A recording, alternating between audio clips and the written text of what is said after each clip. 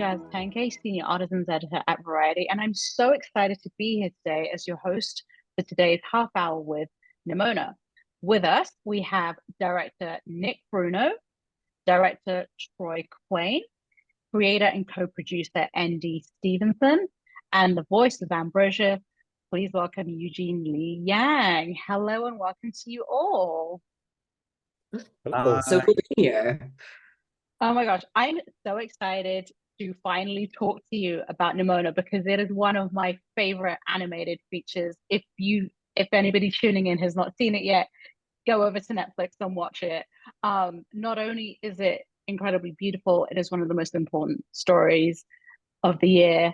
But before we even dive in, I'm just jumping right in and talking about it. But Nick, why don't you give us a quick overview of what Nimona is about? Nimona is this amazing story about a shapeshifter who turns to help a disgraced knight. But what we don't know about this disgraced knight is that he is sworn to protect his kingdom from characters like Nimona. This movie is amazingly fun. It's charming, but it also has this great heart to it about acceptance. And that heart all came from ND Stevenson and the graphic novel Nimona.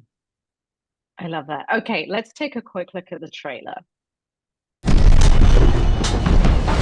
Queen killer is still out there. Everyone is scared. He's a murderer. He's a monster. He's perfect.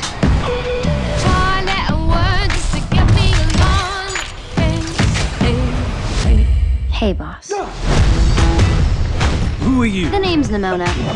Your sidekick has arrived. I don't need a sidekick. Every villain needs a sidekick. I'm not a villain. The real villain is still out there, and I do need help. And then, who do you want to kill first? What? Look, I can help you, but promise me you won't freak out. Why would I trust you? Promise! I promise! Even when you see the horn? Horn! Promise! I promise, I will not freak. Oh. This is the part where you run. They call me Hell. They call me Stacy. You're a shapeshifter. They call me Hell. Monster They attack. call me Jane. Monster attack. That's not my name. You did that on purpose. You catch on quick, boss. That's not my name. Something, something, something. We win. I'm Mr. Cat if they throw me the ball. Anyone can find them. It's me. They call me Hell. They call me Stacy. Ambrosius really thinks I'm a murderer. That's not my name. You got betrayed by someone you trusted. Because once everyone sees you as a villain, That's not my name. that's what you are. Do you think he saw us? Yes. Why are you running around with a monster? Don't call her that! The world kicks you around sometimes. But together, we can kick it back. Mona! Smart, kind, and sophisticated! That guy just beat his armor! He beat his armor!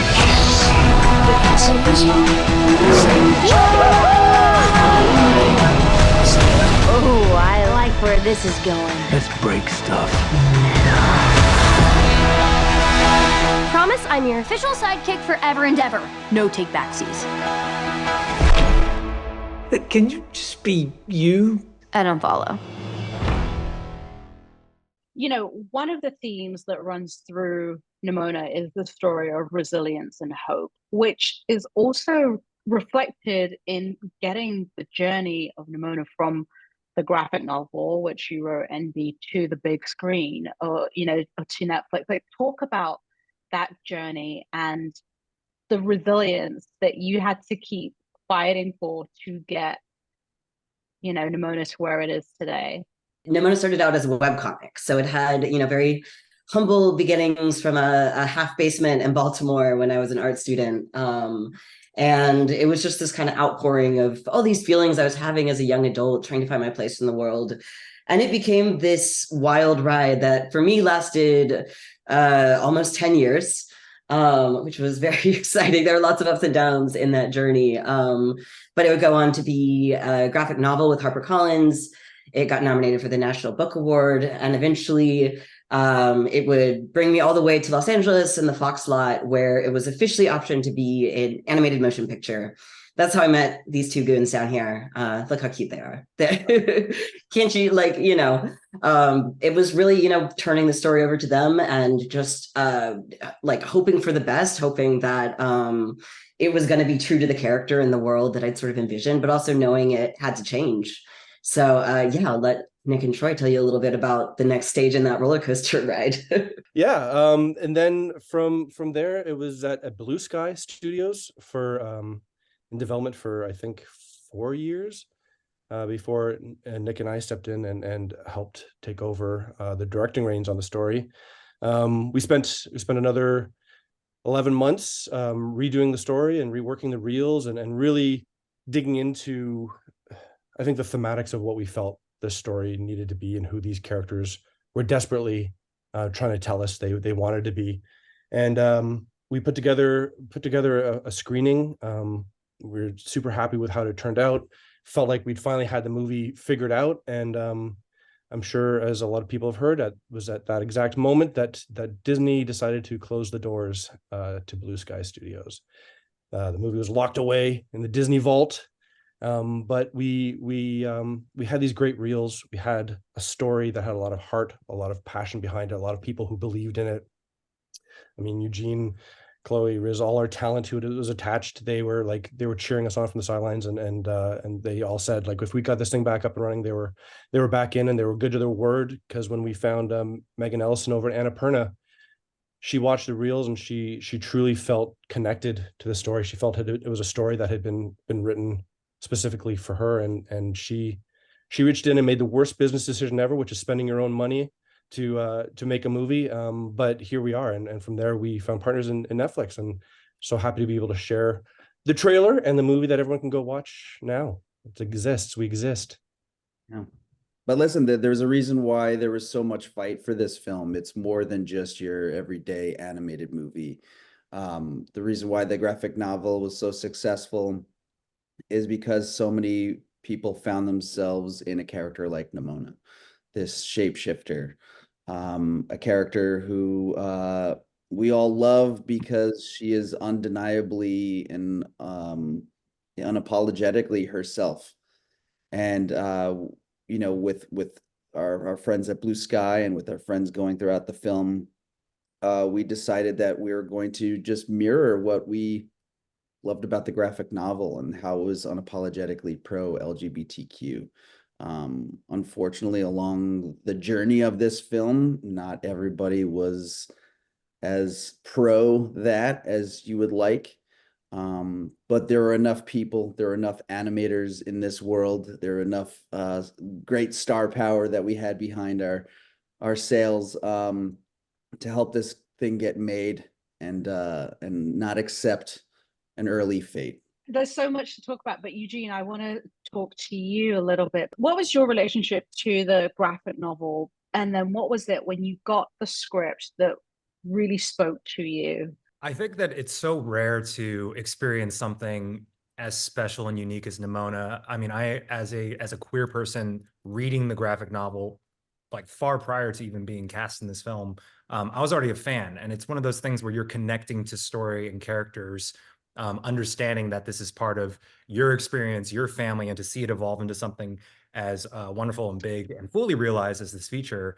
I mean, you can't really say no to that. And so it kind of felt both destined, but also it really felt like it was just something that, between my experience and Endy's experience and everyone who came to the film, being open to learning about the experiences of these characters, whether they're queer identifying, whether they're monster identifying, however you see yourself, everyone creatively on board was just so not only sensitive, but sensible with the way that they portrayed it. And at the same time, maintaining a sense of fun and levity and entertainment that I just think that's such a unique sort of balance to strike, where I think that just as a story and as a vehicle, it is speaking specifically to a lot of kids, especially, who need to hear it, but I think a lot of families and adults who really can use it as a conversation tool, because it's not just like a wild, fun, kick-ass ride. And I don't mean that as a joke, because the titular character is voiced by Chloe, but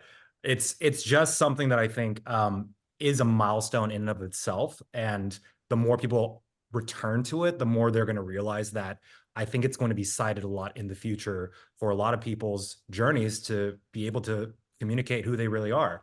And a lot of that is credited to ND. I think a lot of it's credited to the filmmakers in this journey. And I'm just really fortunate to have been part of that process, because I don't think that's something that you really see a lot in this town. So I always thank them every time I see them for allowing me to at least be a small part of that, what feels like a really loving family. And we don't really see that in animated features, the story of acceptance, and what queer individuals go through, and just how society responds to that. But Andy, talk about sharing your experience and what that was like.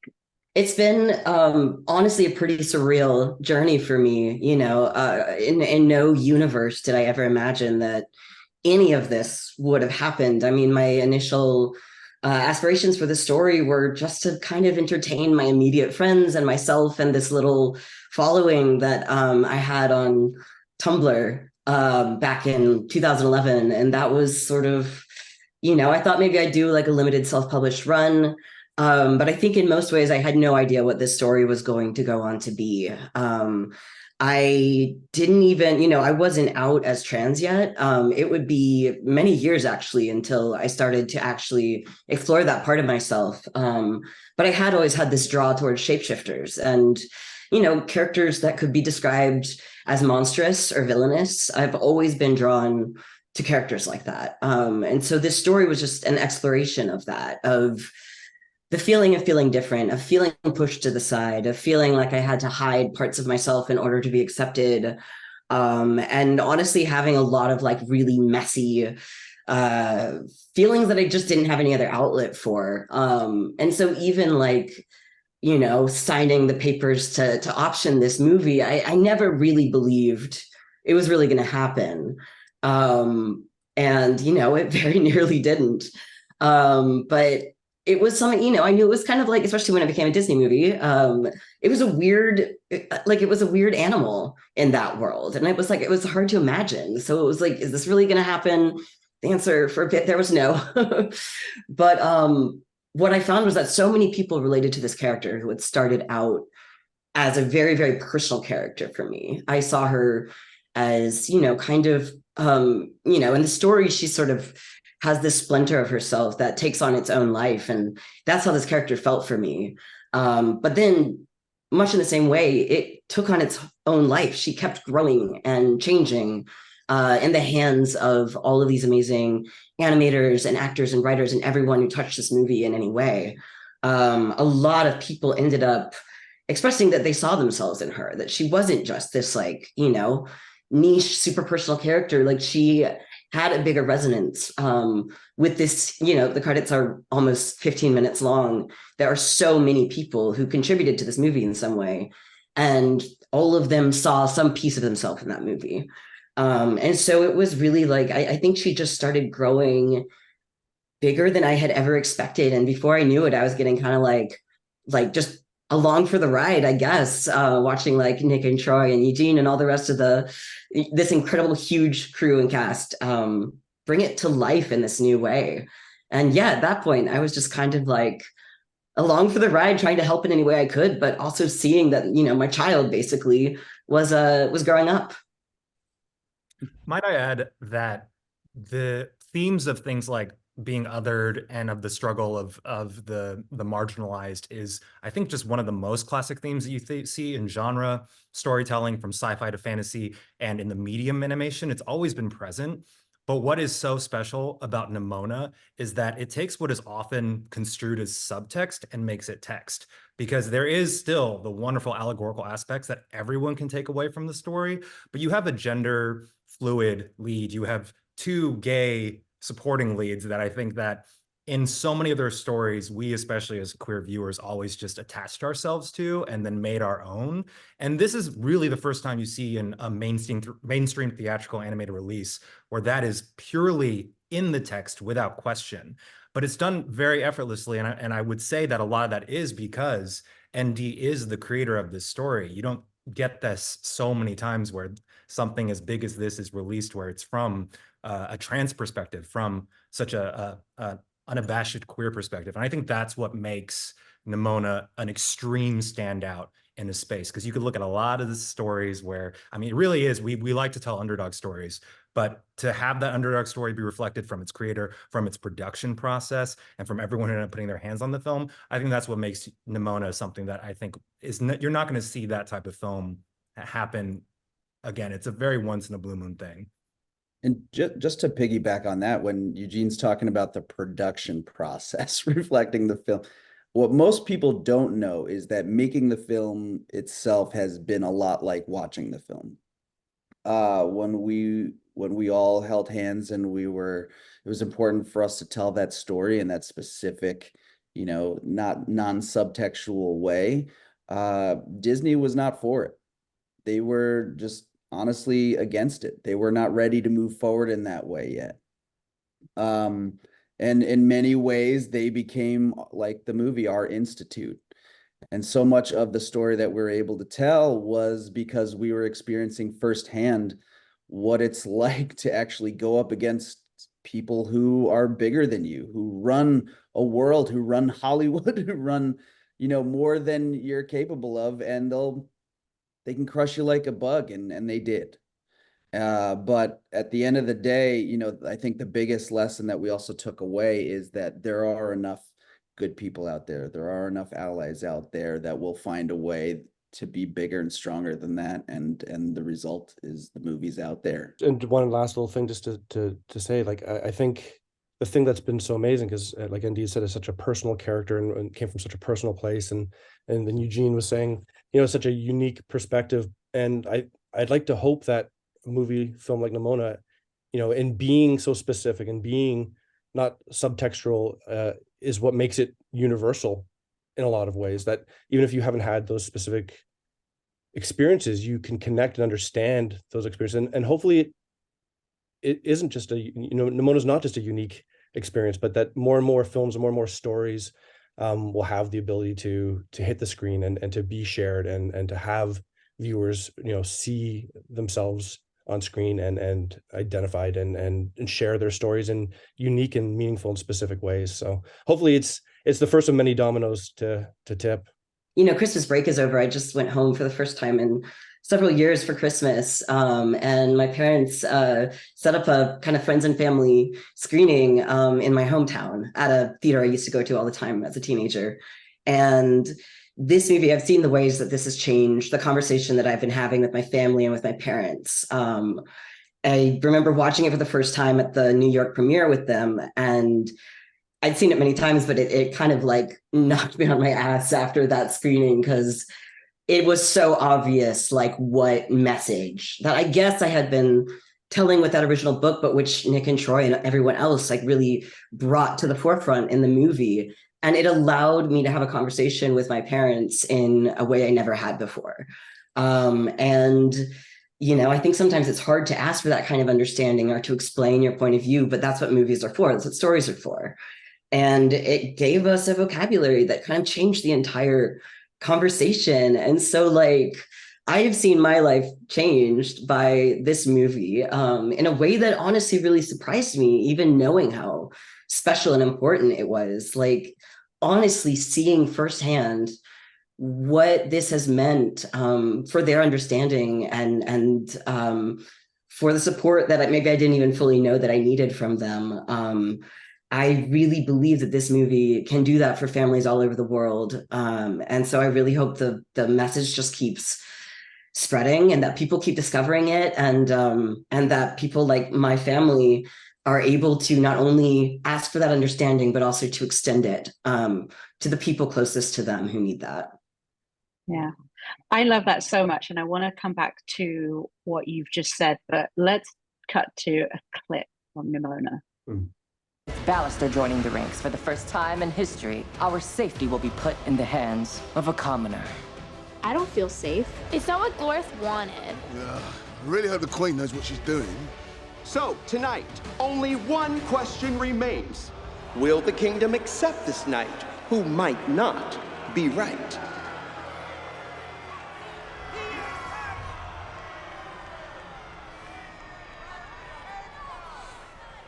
Will the kingdom accept this knight who might not be right? All right. And will Ballister be broody on the biggest day of his life? I'm not brooding. I'm thinking. This is my thinking face. Hey, thinky face, look at me. You were better and worked harder than all of us. You're gonna be a knight, Bal. Okay. But what if they still hate me? No one hates a hero of the realm. They're gonna love you. Like I do. My lords and ladies, the knighting ceremony is just moments away. Oh my gosh, it is such a beautiful love letter to, if you felt different and misunderstood, and just Andy, to your point earlier of like being able to have a conversation with your friends, with your family, about, the queer journey. So this film has been out on Netflix for a while now, and it's out, your baby is out there for the world to see. Talk about the response, the reaction that you've had from from people who have reached out to you and said, this film has changed my life, or like it's helped me tell my story.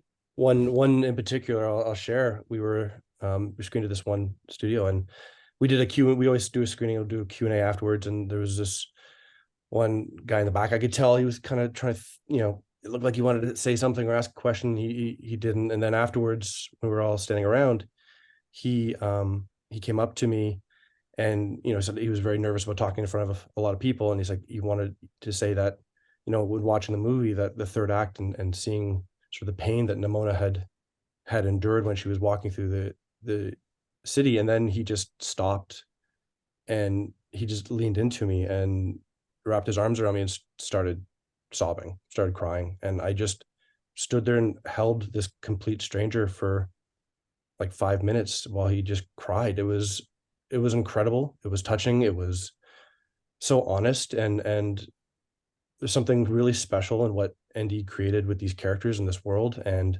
the way it connects on such a personal level. And the willingness people have been able to share those experiences and those responses and those stories with us. I know it's changed me as a person. It's been one of the most humbling experiences of my life.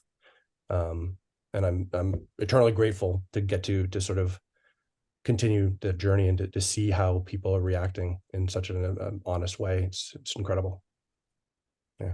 I think in the course of like traveling, there have been a good number of people in the audience who have come up in tears afterwards. And, I just watched it with old friends and family. And I do think that there's something that like people understand when, especially the personal level of having someone in your family or someone that you love very much, and the protectiveness that you feel towards them. And then on the other side of that, that kind of like longing to have those frank discussions with the people you love the most. It has been really incredible to see the way that it hits a chord with those people. There've been people who haven't been able to get words out almost because of like this immense emotion that comes from this movie. And I think that it has just been, I'm so glad we've been able to travel and watch this with different groups of people and be able to see that firsthand, because it's truly like the honor of a lifetime, I think. Andy started putting this comic out into the world and talking to Nate, talking to you, you would often say, you're putting yourself into it and you didn't know if anybody was watching it or if anybody, if you were doing it just for yourself or what was happening. And in a sense, how I see it now is you're writing these little messages in a bottle and just sending them out and never expecting anything to return, and going on this tour and seeing how many people have been returning those bottles to you has been completely profound to see that, there's so many people that do feel like they're alone, and they're not. There's so many people that share this experience. And I wish that was something that I could bottle up and put for everybody out there in the world. And the closest thing we could do to that feeling is finishing this damn movie, because I truly believe that will be the experience for so many who need it. And might I say, I often lead I don't bury the lead, I lead with the lead. And I tell people about this, like, there's really well-earned gut punch moments that make you really think. But a lot of my friends did come to me and say, it was so action-packed and funny and fun and wacky. It's a ride from start to finish, both emotionally and from the sense of just like as a viewer, I think it just reaches all ages and all types. It's great to have that sort of grasp in a way that feels like you can get to the next point where you talk about the lead, as I said. And so Nimona is such a wonderful sort of ramp through a very beautifully and tightly written story that feels like anyone who loves anything from fantasy to adventure to found family to comedy and to some real serious drama that gets you right here. I think that you'll love the viewing experience. One of the things that I've been seeing with my own family is the conversation around good and evil, which again, like Eugene said, is one of the most classic themes of any story. But in this one, I think it laid out almost like an actionable plan of like, Ballister is our hero. He's one of the main characters, or he's one of the two leads in this movie, but he doesn't get it right away. He doesn't understand Nimona. He's sort of stuck in his ways. He has the backward thinking he was raised with, but he opens his heart. He accepts Nimona. His point of view changes and evolves. And at the end, he's the one who, he leaves behind this regressive mindset he was raised with to embrace Nimona fully. And then on the other hand, the director is someone who has the same opportunity to change, but refuses to. And you could see her almost make that choice, but in the end, she clings to the old way that she's always known. And I think it lays out something so, even the way, that like background or bit characters are treated, there's so much empathy in the way they see the world. And I think that anyone can see themselves in those characters and have a way of like, like it's okay to get things wrong as long as you keep your heart and your mind open, as long as you're always like trying to learn more and be a better friend, a better ally, a better family member. The animation style is incredible. Christoph Beck's score is incredible, as is the soundtrack. And I know Eugene and Andy, you've said some things already, but like in case, as a final question, in case somebody has not seen Nimona or they're about to watch it for the second, third, fourth, fifth time, is there one thing about the film that stands out for you that would be like, check this out again or watch it for the first time if you haven't done so already? If you just want to watch a fun, action-packed movie, have a great laugh, and make some popcorn and really just enjoy a film, I mean, I think Nimona's got everything you could want from it. I think for me and what we try and craft when we put these stories together is on second or third viewing, you do start to catch a lot of the subtleties, a lot of the little things that are very much on purpose. Again, things aren't as clear cut. There's not just good guys and bad guys and monsters. We always said that hero, villain, monster were sort of our catchphrases, and the difference between those things is simply perspective. And I think it's fun to sort of watch the film with that in mind, that the perceived villains, the perceived heroes, the perceived monsters are only that in particular parts of the movie because of how everyone around them is viewing them. And as you watch the movie over and over, you see people struggle with those things, and you see, the challenges of those moments. And I hope that there's enough in there that people, I know there's enough in there that when people watch this over and over, there's so many little things for them to catch on each viewing. Nick, what about for you? Last thoughts? Last thought, we started off this little Q&A with you saying, Nick, can you tell us about the movie in a quick, short sentence? And it's always hard to do because it's, while this movie is about a disgraced knight and a shape-shifting monster, what it's really about is just getting to know people. Because we will live in a better kingdom when we make the effort to just get to see people for who they really are. Beautiful. Well, Nimona is now screening on Netflix. So right after watching this conversation, you can go away and watch it again. I want to thank our friends at Netflix and Nick, Troy, Eugene, and Andy for joining us today. And thank you everybody for watching and joining us for Half Hour Lit.